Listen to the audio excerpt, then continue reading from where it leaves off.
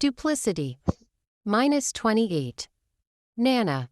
It says here that you are my mother. Owen shot her a questioning look.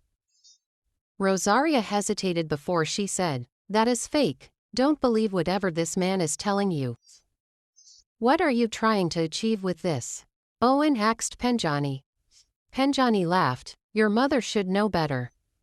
"Nana." Owen stood in front of her and stared intently into her eyes, waiting for her to admit or deny what Penjani was saying. "Owen, let's focus on the issue at hand," Rosaria snapped. "I want to know if what this man is saying is the truth or not. Are you my mother?" "And so what if I am your mother? Will it change the fact that this man killed your father?" "You said he killed both my parents. That was the only way I could get you on board with this revenge," she yelled. "So you used me. I am your mother, Owen. Everything I did was for. So you are my mother. My God, this is fucked up." "Focus, Owen. Focus." "Nana, why?" he asks. "It's a long story. We have all the time," Owen and Jada Resp zeroed in unison. 23 years earlier. She was sitting at the bar with an open bottle of beer when he walked in and sat next to her at the bar. After a few exchanged pleasantries with the bartender, he ordered for a whiskey. She drank her beer slowly, watching the man do the same. She noticed that he had a sad expression on his face. He had obviously come to the bar to drown his sorrows in alcohol. After a few minutes, she greeted him with a smile. "Hello. I am not in the mood to talk. I hope you don't mind," he replied. "Girlfriend issues?" she asked. "Which part of I am not in the mood don't you get?" he snapped. She smiled and kept quiet. They drank in silence for a couple of minutes. "My fiancé just got married to another man," he said, breaking the silence. She looked up at him. She could tell he was hurting. Rosaria felt sorry for him. "But why would an engaged woman get married to someone else?" "He has more money than me." "I see. Can we go and talk somewhere private? This place is getting noisy," she said. "Okay," he said, standing up. She paid for his beer and hers before they walked out to her car. They got into her car and she drove him to her house. Upon arrival at her house, she invited him in. Her house was very big. He could tell she was wealthy. "Can I get you something to drink?" she asks. "I have some vodka." "That would be fine." With a smile on her face, she rolled off toward the kitchen. She emerged a minute later with a bottle of vodka and 2 small glasses. She poured 2 glasses and handed one to him. "If you want to talk, I can give you company. I know what you are going through. I have been there before," she said. "That's really very nice of you, madam." "Rosaria, just call me Rosaria," she said. "Okay," he said hesitantly. Rosaria looked older than him. "I didn't even get your name." "Curtis," he responded. "Nice name." Curtis felt an urge for her company. He loosened up and they spent the next few hours talking.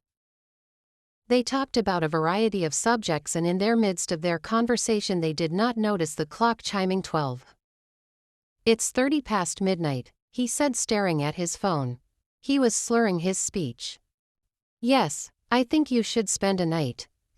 They were both pretty drunk. Eventually they went to bed. They woke up the next day wrapped around each other, naked. They could hardly remember the events of the previous night. After that night, the two became very close and Curtis moved in with Rosaria. They two stayed together for almost 2 years before Rosaria discovered she was pregnant. The pregnancy was unexpected. She was in her 40s and had given up all hope of having a child. When Curtis found out about the pregnancy, he pretended to be happy, but a few months later he returned to Zambia for his revenge and promised Rosaria that he would get back to her. The first couple of weeks he was in Zambia they talked almost all the time, but eventually he stopped calling and she couldn't get through to him. After she gave birth to Owen, she left him in the hands of her cousin and came to Zambia in search of Curtis, only to find that he had been killed by Penjani. After religiously following Penjani's case, she vowed to get back at him for killing Curtis. So she went back to Botswana, got Owen and her stuff and came to settle in Zambia. For the past 20 years, she took time to know everything about Penjani. She instilled hate in Owen's heart and groomed him for this revenge. Nana, how could you? Owen hacks. I trusted you with my life.